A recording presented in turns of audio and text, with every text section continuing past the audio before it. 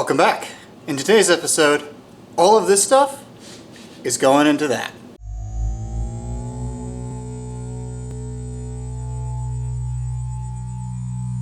The first thing I needed to do was tap out these rusty holes that were in the block that hadn't been used previously, so that way they could attach to the new engine stand that I got. I actually purchased this bespoke piece of equipment specifically for the 07K engine, so that way I'd be able to attach it at the side. Traditionally speaking, you'd normally attach it from the front or the back, but this way I can actually attack both the front and the back at the same time. I think that this was well worth the price of admission.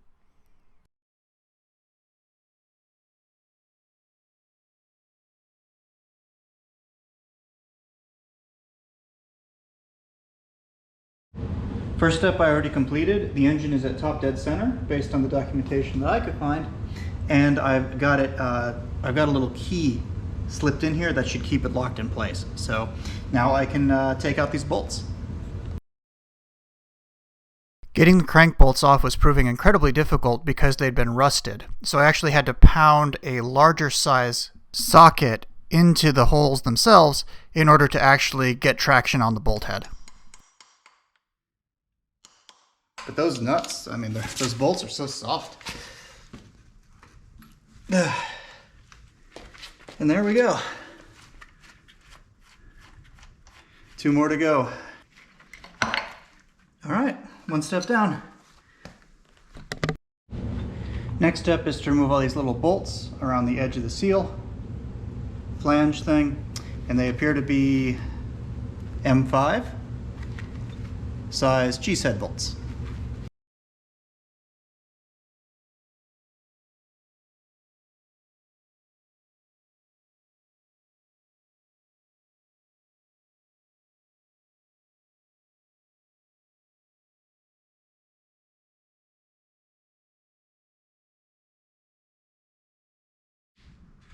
There we go. Finally got that off. One more dirty, corroded piece out of my engine. One of the other things that I wanted to get done today was to remove the upper timing chain cover. So, to remove the upper timing chain, it looks like there's just a bunch of bolts around the bottom. These are these 6-pointed star ones, and it looks like they are size T30.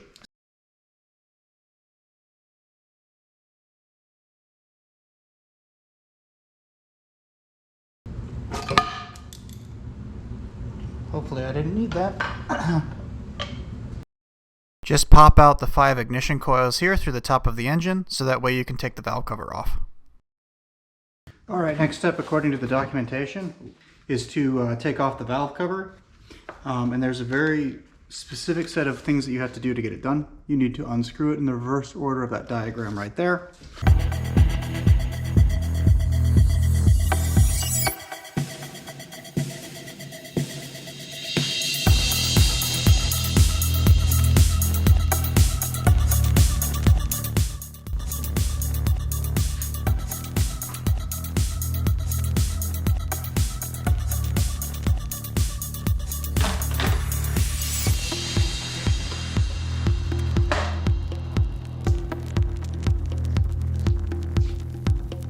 Before you go any further, you need to lock the camshafts and the crank at top dead center. I thought I had it before I started, but I wasn't quite there.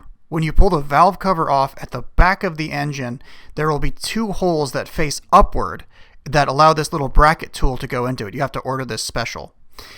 Since you'll be pulling the timing chain off, you also need to lock the crank, and you do that with this little tool down here at the bottom. There are instructions that say you should see about 90% of the crank through that little peephole that it's tied into there, and I was able to see that as well. So make sure you do this before you proceed. With top dead center locked in for both the camshafts and the crank, now you can start pulling the timing chain off. There's a little tensioner piston here that you use a screwdriver to pry out of the way. I ended up having to use a pry bar. And then you jam a little drill bit into the guide there, so that way the tension gets off of the timing chain, and then you can remove it. With the camshafts locked in place, it's now possible to remove the sprockets on both the exhaust and the intake camshaft. I wouldn't want to do this without these locked in place because they were torqued down really, really hard.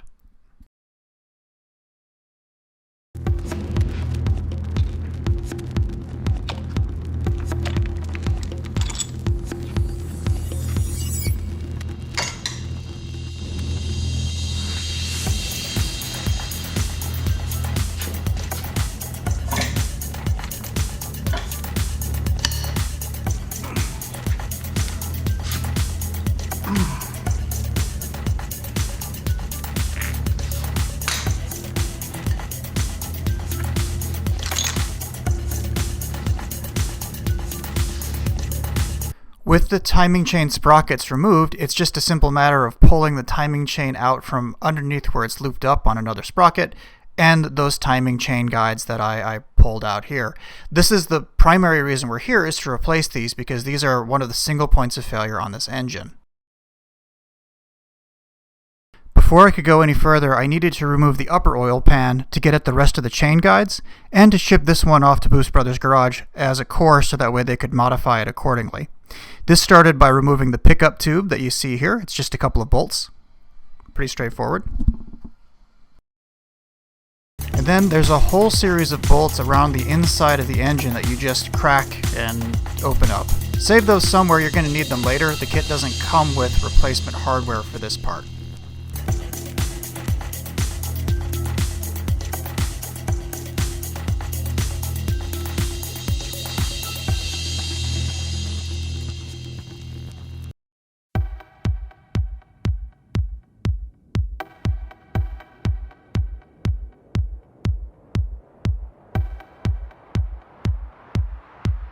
Finally, to pull off the back plate and get access to the rest of the timing chain, there is 4 bolts that go in from the top of the timing chain cover area down into the lower area, located here, here, here, and here. These are the new timing chain guides and tensioners that I purchased, as well as a new timing chain. I figured I might as well get all new parts on the inside because I don't want to go through this again.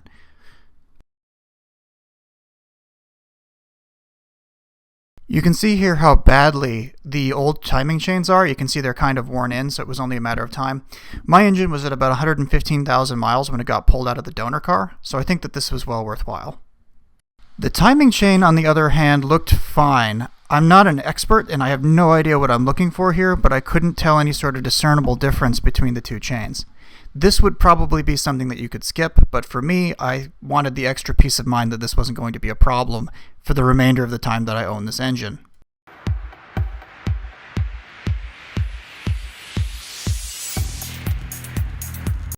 I also decided to remove this tensioner here that sits between both of the spindles.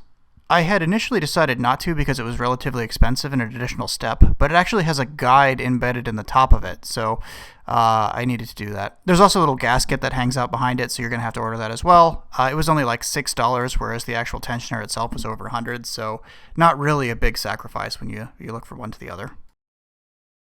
Slots in right over the other. I had to put a pair of nails, real thin ones, in to hold the gasket in place into some of the holes, but there's like 5 or 6 bolts that you just screw it back into place. Really, really straightforward.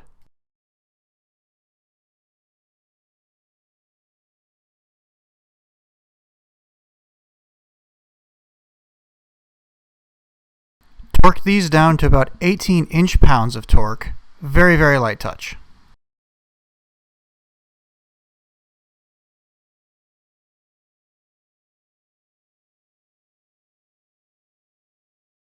Reinstallation is the opposite of the uninstallation, obviously. You just slide these guides into the pins. They're all very, very easy to figure out. And then you just screw the tensioners back into place with the 3 or 4 bolts that each one of them has.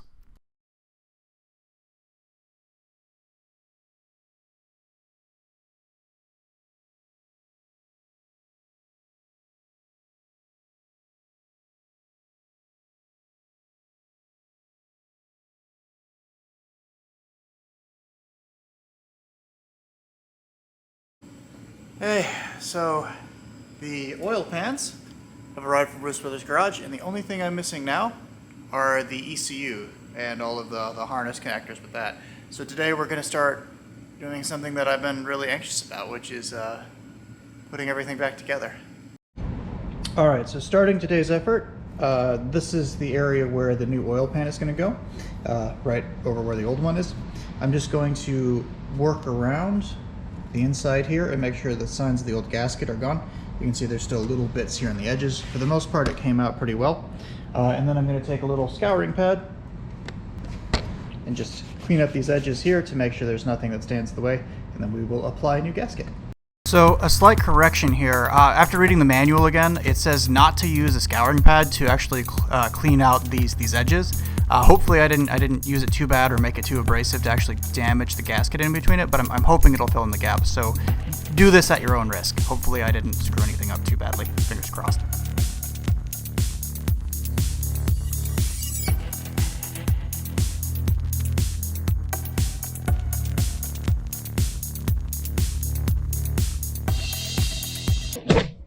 All right, so now that everything's all prepped and ready to go, I think we're ready to put the oil pan on.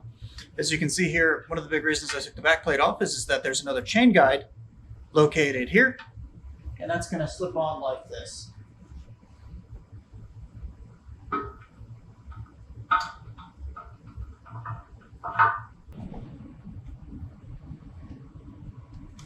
So that'll hopefully be the fit.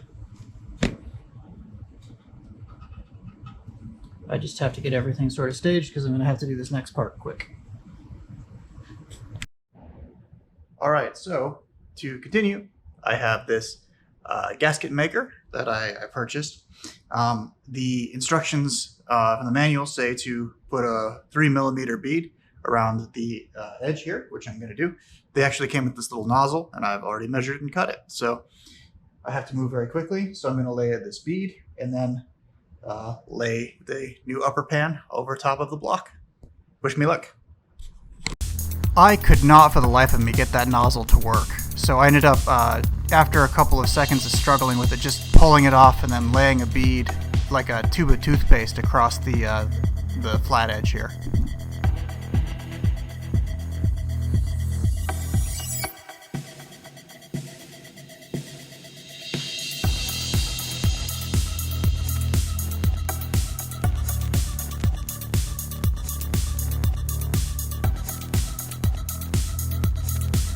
Once you have the pan in place, you need to go around and put the bolts in place as quickly as possible while the gasket dries.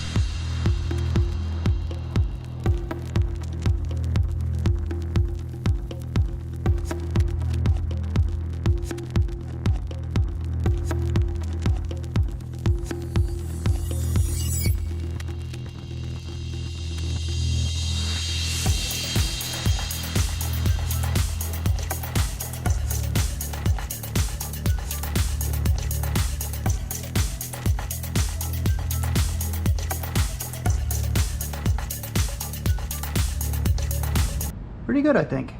As you can see, there's some, stuff that's coming out to the seams there. I'm just going to go through and wipe that up. That's totally expected, I'm pretty sure. All right, so now that the oil pan is back on, you can see that the chain guide is here. I'll tilt you up a little bit. There we go. The chain guide is here. So that means that I can start putting the timing chain stuff all back together. As you can see, I've replaced pretty much every guide and every tensioner already, so this should all be brand new and it should work for another 100,000 miles or more.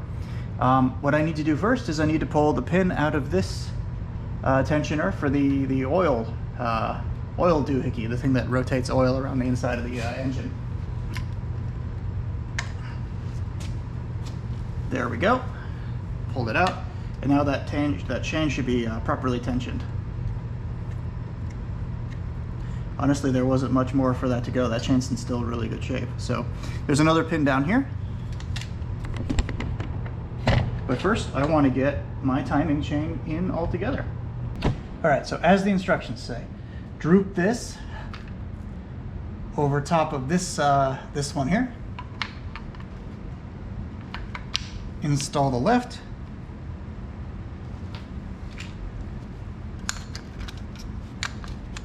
Install the right. That's this big boy here. So once again, hand tight, it said. Loop the timing chain over the double sprocket here like this. There we go. Okay, so what I had to do is I had to back the sprocket off until it was sort of even in line with this one here, and then I'll tighten it all back down. This one right here. Come on.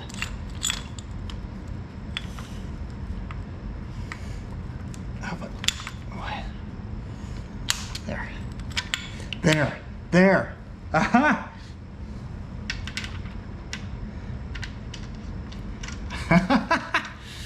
There. Perfect. Okay. So, now I will just tighten down this other one here. Nice, nice, nice. Okay, so now it's starting to tighten up. Everything should be nicely nested. Engineering, man, it's like they designed it on purpose to do it a certain way. Okay. And then the last thing it says is remove the pen. So I've already torqued this one down. This one I'm going to torque down as well. The setting in the manual for these is 44 foot-pounds followed by a 90-degree turn. So I really had to wrench on this one to get it in. I just want to make sure that they're all good to go before I bolt it up, before I button it up.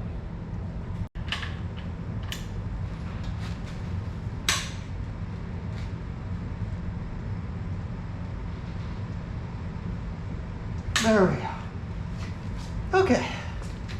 Now at least I won't be worried about those coming off because that is what the specification is and nothing broke. So that is a relief. I've had enough things breaking. With all of the timing chain components replaced, now it's time to add the timing covers, both the upper and the lower, back to the engine. Unfortunately, if you remove the backplate like I did, it exposes the head gasket. So with the help of my wife, I added more gasket to the top and the bottom of the head gasket, and then across all of the metal surfaces that we needed to add the backplate together.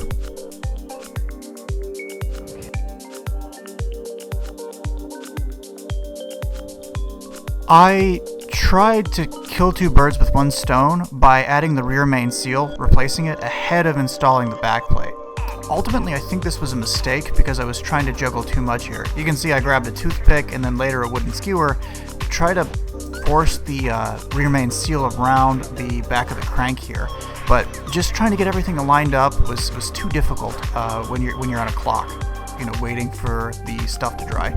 So if you have to do this, what I would recommend you doing is that you would actually wait until after the backplate is reinstalled before trying to install the rear main seal. Don't do them both at once.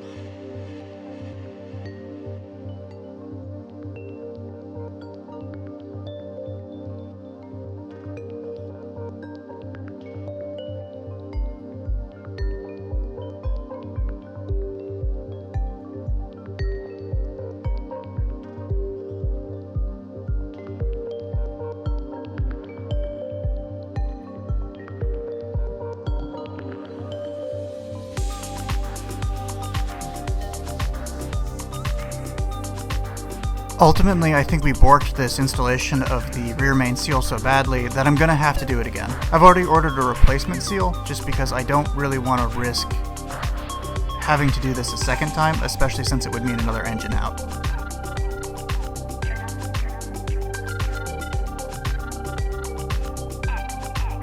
Next, to reattach the back plate, you need to put all these bolts in. I used a template and a cardboard cutout to sort of keep track of where these bolts were. I've been doing this throughout the project, so I just had my wife hand me each bolt, and then I hand tightened them into position, so that way I knew where each one was going to go.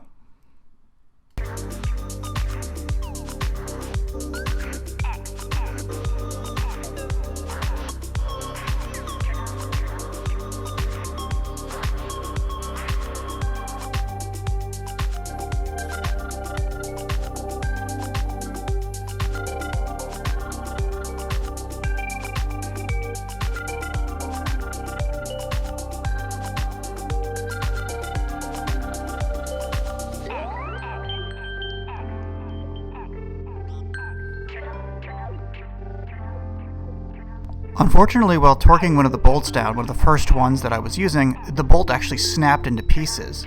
and embedded itself inside of the backplate. The reason this happened was because I was looking at the wrong torque specs. This is actually 18.5 feet-pound, and what I was doing was 44, so don't do that. I was actually able to extract it, which is great, because I was super worried that I was going to have to pull the backplate off again in order to get at it, and I just didn't really want to do that.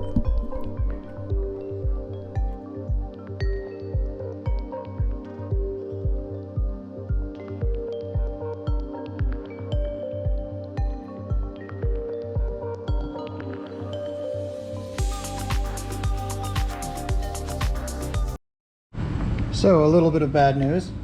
While I was torquing down these screws, the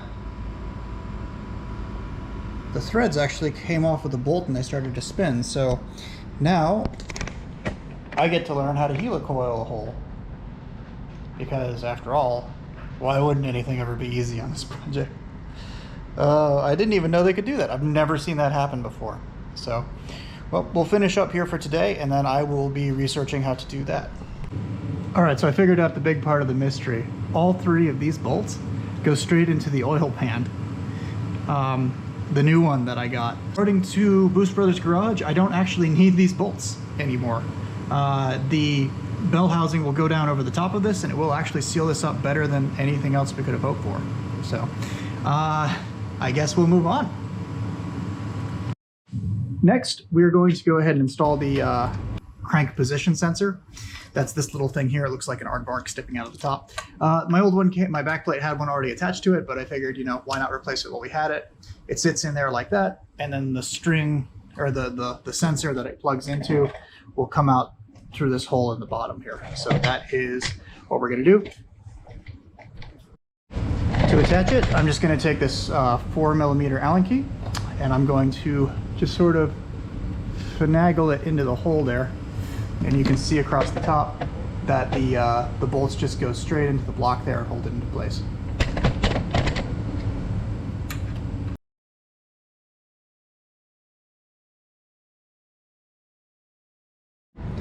And voila, one crank sensor installed. This is super important. Apparently the engine won't start without this in place, and in order to get back to it, you have to take the whole dang thing apart. So make sure you don't forget that.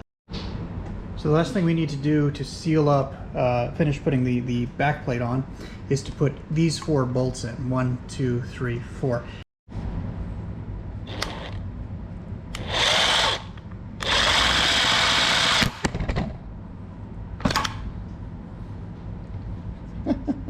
There we go, more power. There we go. So using the impact wrench and very carefully leveraging it and then getting into here, I was able to get 2, 3, 4 bolts. So I'm going to go in and hand tighten those. There's no really torque setting for this as far as I can tell, so I'm just going to make sure it's nice and firm. Alright, so we're finally at the last part of the timing chain and guide redo. I'm going to go ahead and cover the top timing chain cover with the sealant that we have here. I've got the chain cover, the timing chain cover handy, as well as the bolts. So I'm just going to go ahead and very quickly go through and lay another bead around it.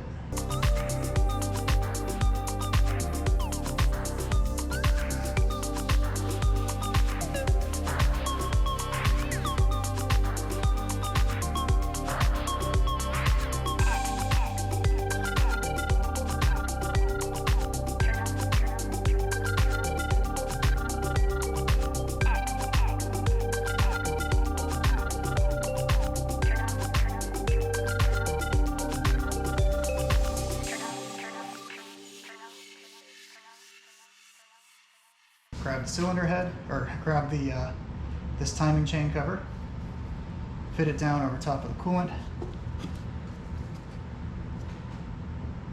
and then just start grabbing bolts. After you get the first couple, it honestly starts to snap together. So this is the part where I love, where everything just fits back together the way that it should be, as opposed to constantly dealing with stuff breaking. So they're going to be the death of me. All right, so I think we got one more thing that I want to get done today. two more things actually. And the first one of those is to install the pickup tube.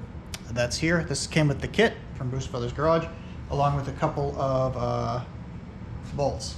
So this will go into these two spots here with the bolts that came in, and then the tube itself goes straight into this part right here. That is the oil pump there within the engine, so I'm just going to seat those in. Then we'll move on to the last bit.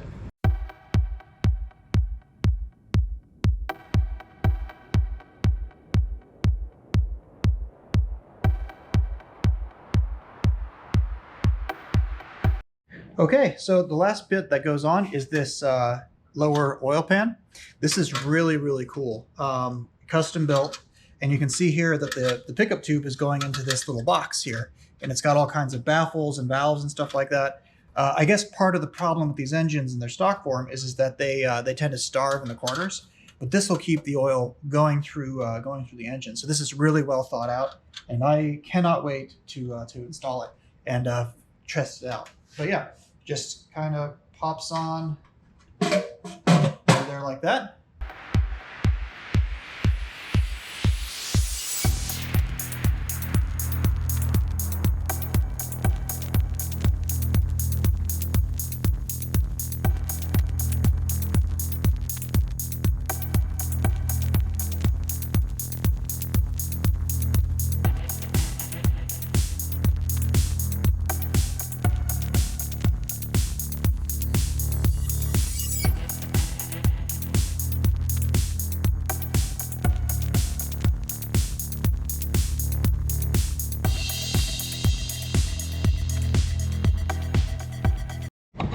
All right, and there we have it. One brand new lower pan on.